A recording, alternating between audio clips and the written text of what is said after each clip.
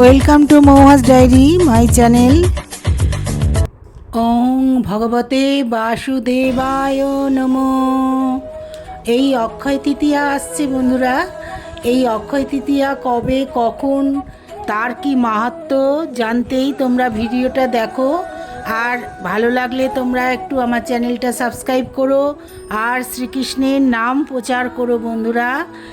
এই অক্ষয় তৃতীয়ার অক্ষয় শব্দের অর্থ যার কোনো ক্ষয় নাশ বিনাশ নেই, যার অর্থ চিরস্থায়ী, অপুরন্ত, অবিনশ্বর, যা কখনো শেষ হয় না, অবিনশ্বর, অমর, যা চিরকাল থাকে, অপুরন্ত, অশেষ, চিরস্থায়ী, যা স্থায়ী। এরই অক্ষয় তৃতীয়ার এই মাহাত্ম্য তোমাদের কাছে আজকে বর্ণনা করতে এসেছি বন্ধুরা।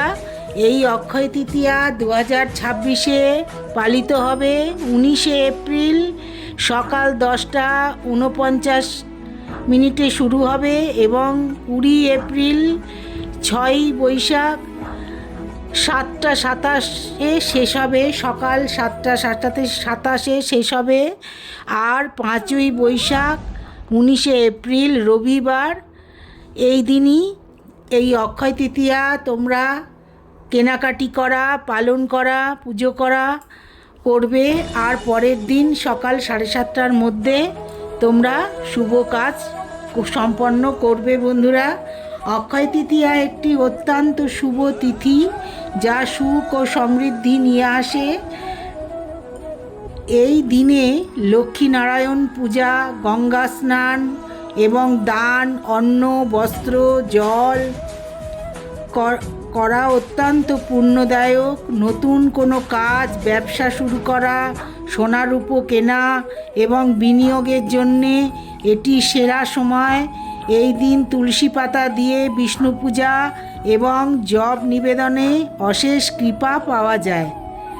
ব্যবসা, বিবাহ, গৃহপ্রবেশ বা যে কোনো নতুন শুভ কাজের সূচনা করার জন্যে এই পরম শুভ দিন এই অক্ষয় তৃতীয়া। কথিত আছে এই দিন সূর্য ও চন্দ্র উচ্চ রাশিতে থাকে, তাই এই দিনে করা যে কোনো ভালো কাজের ফল অক্ষয় বা অসীম হয়। এই দিন পূর্বপুরুষদের উদ্দেশ্যে জল ও তিল দান করলে শান্তি পাওয়া যায়। এই দিনে বিশ্বাস করা হয় সোনা কিনলে বংশ পরম্পরায় তা বৃদ্ধি পায়। গরিব বা ব্রাহ্মণকে অন্ন, বস্ত্র দান করা খুব শুভ। সকালে স্নান করে লক্ষ্মীনারায়ণের পুজো করা আর বিষ্ণুর সহস্র নাম পাঠ করা খুব দরকার। এই দিন সব দোকানদারেরাও হালখাতা করে।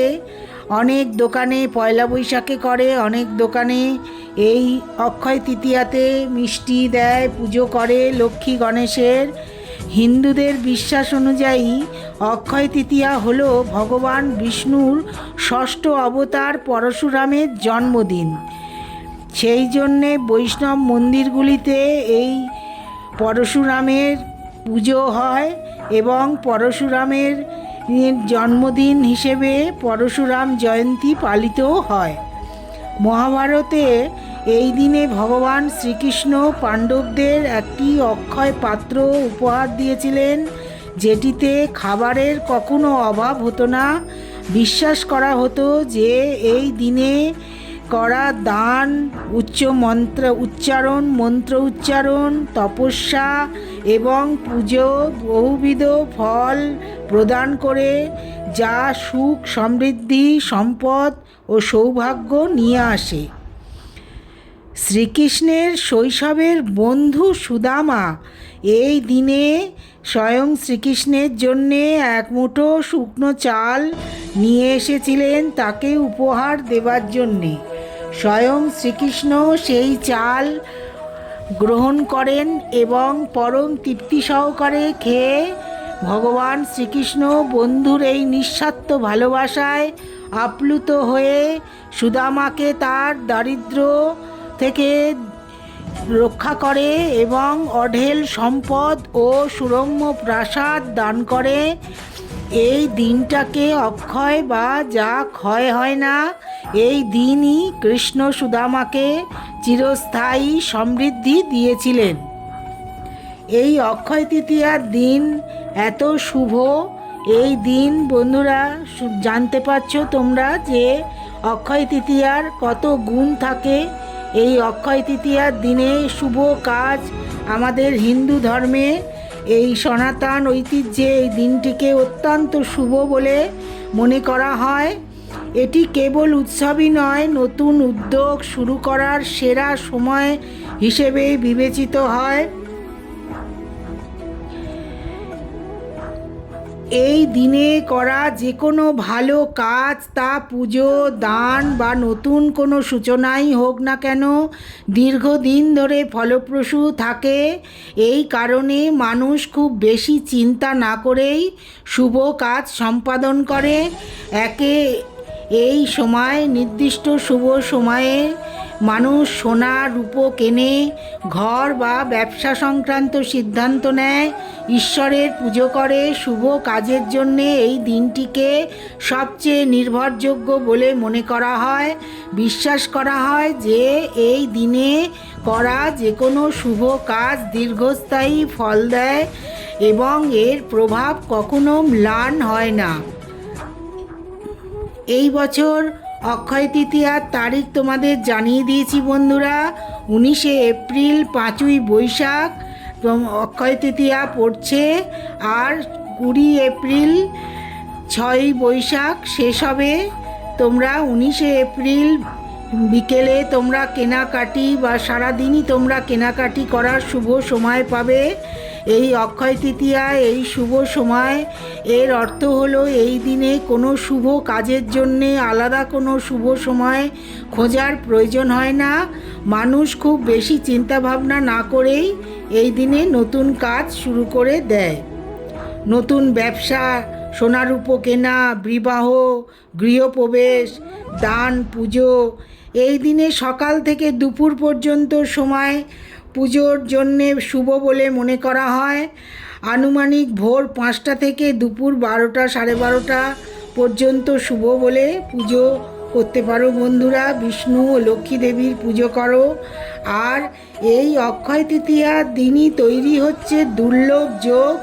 4টে রাশির খুব বড় সুখবর বন্ধুরা, তোমাদের এটাও আমি জানাচ্ছি। এই বছর বিশেষ যোগের কারণে অক্ষয় তৃতীয়া অত্যন্ত শুভ বলে মনে করা হচ্ছে।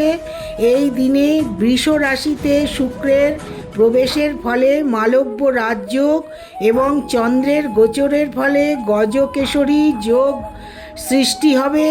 জ্যোতিষশাস্ত্র অনুসারে এই যোগগুলি নির্দিষ্ট কিছু রাশির ওপর বিশেষভাবে ইতিবাচক প্রভাব ফেলবে, যা কর্মজীবন, সম্পদ এবং জীবনে উন্নতির ইঙ্গিত দেয়।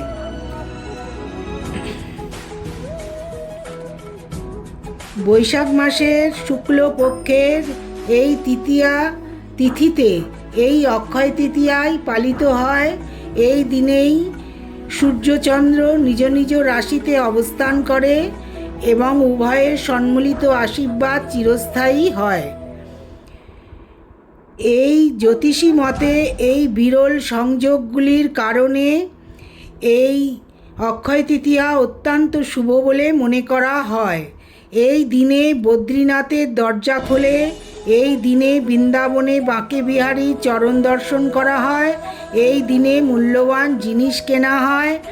আর এই দিনে শুক্র বৃষরাশিতে প্রবেশ করে আর মালব্য রাজযোগ সৃষ্টি করে। এছাড়া এই দিনে চন্দ্র তার উচ্চ রাশি বৃষে প্রবেশ করবে। এই দিনে গজকেশরী যোগও গঠিত হচ্ছে। মেষ রাশির জাতক জাতিকাদের কর্মজীবন ইতিবাচক পরিবর্তন আনতে পারে। যারা চাকরি পরিবর্তন বা পদোন্নতির জন্য অপেক্ষা করছিলেন, তারা এখন স্বস্তি পেতে পারেন।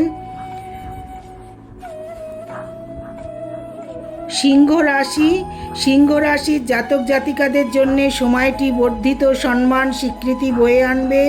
আপনার নেতৃত্বদানের দক্ষতার কদর হতে পারে। বিনিয়োগ থেকে ইতিবাচক ফল লাভের সম্ভাবনা রয়েছে। পুরানো পারিবারিক বিবাদ, বিশেষ করে সম্পত্তি সংক্রান্ত বিবাদগুলি সমাধান হতে পারে। এরপরে বৃশ্চিক রাশি। এই সময় বৃশ্চিক রাশির জাতক জাতিকারা তাদের জীবনে স্থিতিশীলতা ও ভারসাম্য অনুভব করতে পারেন। দীর্ঘদিন ধরে আটকে থাকা অর্থ পুনরুদ্ধার হওয়ার সম্ভাবনা রয়েছে। আর এর পরে আসছে ধনু রাশি। ধনু রাশির জাতক জাতিকাদের আরও স্বাচ্ছন্দ্য নিয়ে আসতে পারে। আপনার গাড়ি বাড়ি হওয়ার অনেক স্বপ্ন সত্যি হতে পারে। কর্মক্ষেত্রে ঊর্ধ্বতনদের সমর্থন, পরিস্থিতি আরও সহজ হতে পারে। আয়ের নতুন পথও খুলে যেতে পারে। আপনার আর্থিক অবস্থার উন্নতি ঘটবে। Thanks for watching Mouas diary.